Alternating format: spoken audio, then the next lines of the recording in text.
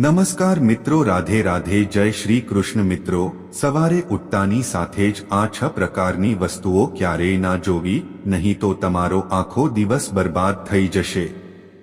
તમે ઘણા લોકોને કહેતા સાંભળી હશે કે સવારથી જ મારો દિવસ ખરાબ છે। આવું શા માટે થાય છે?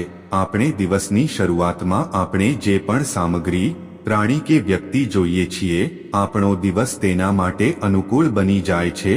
તેથી દિવસની શરૂઆત હંમેશા કોઈ શુભ વ્યક્તિ, સામગ્રી, પ્રાણી અથવા દ્રશ્યથી કરવી જોઈએ। આપણા હાથમાં પુનઃપ્રાપ્ય ઉર્જા હોય છે, એટલા માટે પથારીમાંથી ઉઠ્યા પછી સૌપ્રથમ તમારે તમારા હાથ તરફ જોવું જોઈએ અને શુભ અને સરળ મંત્રોનો પાઠ કરવો જોઈએ। ચાલો હવે જાણીએ કે કઈ કઈ વસ્તુઓ છે જે સવારે ઉઠીને ટાળવી જોઈએ। કેટલાક લોકોને સવારે ઉઠતાની સાથે જ પોતાનો ચહેરો અરીસામાં જોવાની આદત હોય છે। આમ કરવું અશુભ માનવામાં આવે છે। સવારે ઉઠીને પડછાયાને જોવાથી પણ બચવું જોઈએ, પછી તે પોતાનું હોય કે બીજાનું। પડછાયાને જોવામાં દુર્ભાગ્ય રહે છે। પડછાયો જોવાથી તે વ્યક્તિમાં ડર, તણાવ અને મૂંઝવણ વધે છે। જો તમે વહેલી સવારે ઘરની બહાર કૂતરાને લડતા જુઓ તો તે અશુભ માનવામાં આવે છે। પ્રાણીઓના ફોટા પણ ન જોવા જોઈએ। એવું કહેવાય છે કે આનાથી દિવસભર વિવાદો અને મૂંઝવણો થાય છે। એટલા માટે તમારા રૂમમાં પ્રાણીઓની તસવીરો ન લગાવો।